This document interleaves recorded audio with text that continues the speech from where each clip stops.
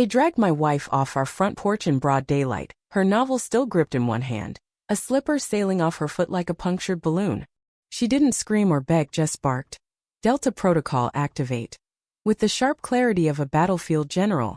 I swear the birds went silent. Those self-important HOA goons had no clue who they were messing with. My wife, Lisa, wasn't some fragile suburban mom. She was a seasoned CIA operative, and they just jabbed a dozing tiger with a glittery yardstake. It started like any other Thursday. Sunlight bathed our porch, coffee steam swirling in the air, the faint scent of lavender drifting over from Mrs. Harper's yard next door. Lisa was lost in her latest espionage thriller, drones, hidden bunkers, traitorous ambassadors, while I half-listened to a podcast about grilling the perfect ribeye. That was the scene until the HOA golf cart screeched up like we'd missed a mortgage payment in a war zone. There were 3 of them: Paperwork Pete, Radio Rick, and Susan the Susan. Her helmet hair looked shrink-wrapped, mirrored shades glinting, voice dripping with the authority of a TV cop. They wore navy polos emblazoned with Neighborhood Watch Crew, which might as well have read, "We have zero power but love ruining your day." Susan stormed our lawn like it was D-Day. "Ma'am," she snapped, "your VYOLADing Section 9, Rule B, no politically provocative materials in public VYEW. Lisa blinked. "It's a spy novel. Fiction." "Doesn't matter," Radio Rick chimed in. "It glorifies espionage. This is a family-friendly zone." "You've got a walkie-talkie with Ninja Turtle stickers," Lisa shot back, not lifting her eyes from the page. Susan bristled. She hated when people didn't cower before her sacred binder of rules, her charter. I called it the Susan Scrolls, a mess of invented law straight out of a cartoon judge's gavel. "You're non-compliant," she declared, whipping out a Level 2 violation notice. Lisa turned a page and sipped her coffee. That's when Paperwork Pete growled, "Remove her from the premises." I laughed, thinking it was a bad improv skit.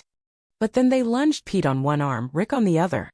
Lisa didn't fight, just flashed me a tiny, knowing grin, the same one she'd worn when we got lost in Cairo but stumbled into a hole in the wall with killer falafel.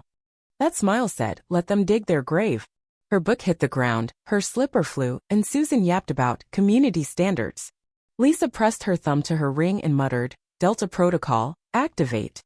They barely hauled her to the sidewalk when a black SUV screeched up, rocking the mailbox. Out stepped a guy in a dark suit, mirrored of UI8's ramrod posture, radiating, "You're not the boss here." He ignored Susan's clipboard and walked straight to me. "Sir, I'm Agent Carter." "Where's Commander Reynolds?" I'd known Lisa for 15 years, her love for gas station jerky, her poker face that could bankrupt a casino, but Commander Reynolds? News to me. "They've got her," I said, nodding at the trio fumbling with my wife like she was a lawn chair. Carter's head swiveled. "They what?" Susan puffed up. "Excuse me, sir. We're conducting a civilian detainment." Carter cut her off like a blade.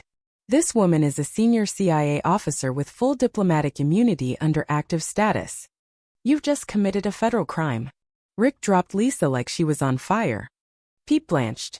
Susan sputtered about neighborhood codes and OSC duty, but Lisa just dusted herself off and strolled back to the porch, scooping up her book. "Told you," she said to me, flipping it open like nothing happened. The SUV didn't leave. 2 more rolled up. Neighbors peeked through blinds, some filmed, others gaped. One lady whispered spies under her breath. The HOA squad stood frozen as agents swarmed, silent and efficient. Susan clutched her clipboard like a shield. Carter handed me a phone. "Sir, there's more. We suspect this HOA's been dabbling in more than petty fines. Your wife's stay here wasn't just retirement, it was a mission." I blinked. "Come again." Lisa sighed, slipping a bookmark into her novel. "I was off-grid," observed Wying. "Not engaging. But they dragged me off my porch, that's engagement." Turns out our sleepy suburb wasn't just retirees and lawn fanatics. The HOA was siphoning dues into something bigger: crypto schemes, fake companies, drones posing as bird feeders. The board? Clueless pawns, but dangerous ones in the wrong hands. Lisa nodded at the street as a mobile command van unfurled its dish. "Looks like this porch skirmish just went international." Everything I thought I knew about quiet suburbia shattered. Lisa wasn't just the sharpest mind in book club, she was why our house hadn't been wired by fake exterminators. The HOA was about to face real power. By nightfall, Susan went from HOA queen to neighborhood outcast, though she still strutted like she'd call a press conference any minute. She even had Radio Rick drop off a fake apology in a plastic sleeve. Lisa snorted and used it to light our citronella candle. That was the VYB now cool, deliberate, with a hint of lemony smoke. Downstairs, our basement morphed overnight. My old gym gear and dusty foosball table gave way to a makeshift CIA hub screens, secure comms, a satellite link, and a fridge stocked with cold brew and kombucha. Lisa sat at the desk, fingers flying over keys, a faint crease on her brow signaling this was bigger than Susan's power trip. "They're not solo," she said, pulling up a map of our block dotted with red and blue markers. "The HOA's acting like they've got real authority." "They're just old folks with fancy fonts," I said. "Not anymore." She tapped the key, revealing a file, Operation Twilight Watch. Over the next 10 minutes, my stomach sank.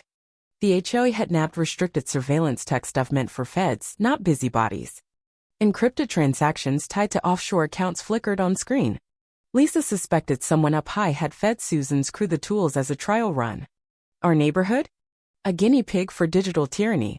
"Time to dig," Lisa said, unpacking a kit disguised as a purse. She launched a hummingbird-sized drone that zipped toward Susan's house. Through AR glasses, we watched it slip through an open window, perching on a shelf of tacky dog statues and inspirational plaques. Susan's corkboard sprawled across the room, sticky notes, yarn, a laminated HOA command structure, like a BMOVUIE script. "Operation Lawn Unity," I read aloud. "She wants fake grass mandated to conserve water," Lisa said. "But check that folder." The drone zoomed in, resident oversight logs. My name topped the list. Defiant, possible agitator, track recycling habits. Neighbors I'd grilled with were tagged to a librarian flagged for excessive planters. A kid for skateboard misuse. Susan had dossiers on half the block shared with an external network. That night, Lisa cross-referenced files while I grappled with Lee VYing under a clipboard dictatorship. Pete wanted tasers. Rick pitched facial recognition at every entrance. Susan proposed loyalty pins based on lawn upkeep. It was laughable until it wasn't. Next morning, Lisa posed as a jogger, scoping Susan's garage, the neighborhood control center. Inside, monitors, a tiny flag shrine, a security rig, and a snack stash of stale granola bars and knockoff cola. Susan briefed her team, Pete sketching risk zones on a whiteboard, Rick yammering about mailbox patrols. It was a toddler war room with funding. Then we saw Eat a live feed from a neighbor's private camera. They'd hacked home systems. Lisa sent an encrypted report to her old CIA contacts. Domestic tech misuse, possible cyber breach. Within an hour, the reply came, escalation approved. This wasn't just bored retirees anymore. Someone had armed them, and now the feds were watching. They built a mini-regime, Lisa said, cracking her knuckles with a grin. Let's show them what happens when fake power picks the wrong fight. Operation HOA Collapse kicked off with a Fosquarella drone with fur, a camera, and bird call speakers. At 4:12 a.m., Lisa sent it to Susan's chimney. By 4:20, we had Susan belting Broadway hits in a robe and Follow the Rules sleep mask blackmail gold, though Lisa held off. Her plan? Sow doubt, let them unravel themselves.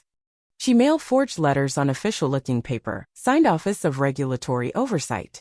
Pete's warned of overtime fraud. Rick's hinted at unauthorized recordings. Susan cited fund misuse for swamp camo in a dry suburb. Chaos hit fast. Susan and Pete bickered on her lawn, him wavuing his letter, her blaming Rick. Phase 2. Lisa hijacked their alert radios with creepy glitches, backward lullabies. A robotic voice droning. Unit 3 non-compliant, begin audit. The signal bounced off a neighbor's smart sprinkler. Pete circled the block, muttering into his radio. Susan strapped on a GoPro, posting rants online about subversives. Lisa recruited quiet neighbor sex Navy Tom and data geek Dad Mark, who spread rumors on the HOA's social page. Audit pending. Funds flagged. Susan's garage emergency meeting was a meltdown. Pete accused Rick. Rick blamed Susan. Cupcakes hit the floor. She'd locked the door for security. The next day, rebellion bloomed.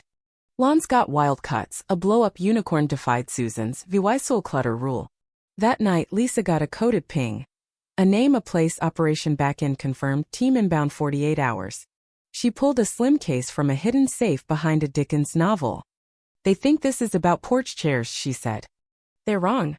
The HOA's Harmony Gala was their last dance, jazz cupcakes to mask the chaos. Susan took the stage, preaching unity. Lisa nodded. I tapped my rigged walkie. The projector flared. Susan's files splashed across the screen, dossiers, footage, shady transfers.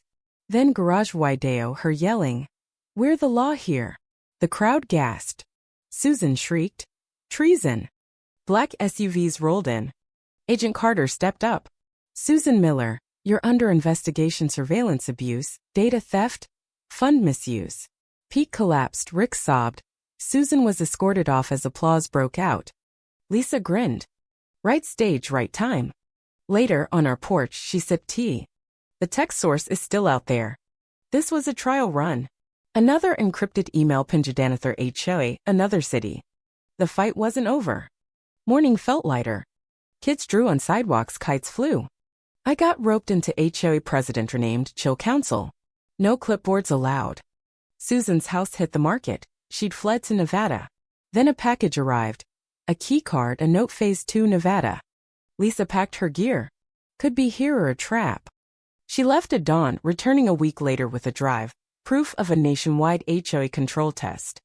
Susan was a pawn, the real players were still out there. Lisa smirked. My new retirement gig. We upgraded the porch smart sensors. A gnome cam and sat together each night, guarding the peace she'd reclaimed. Sometimes peace is a woman in slippers, daring any petty tyrant to try her luck.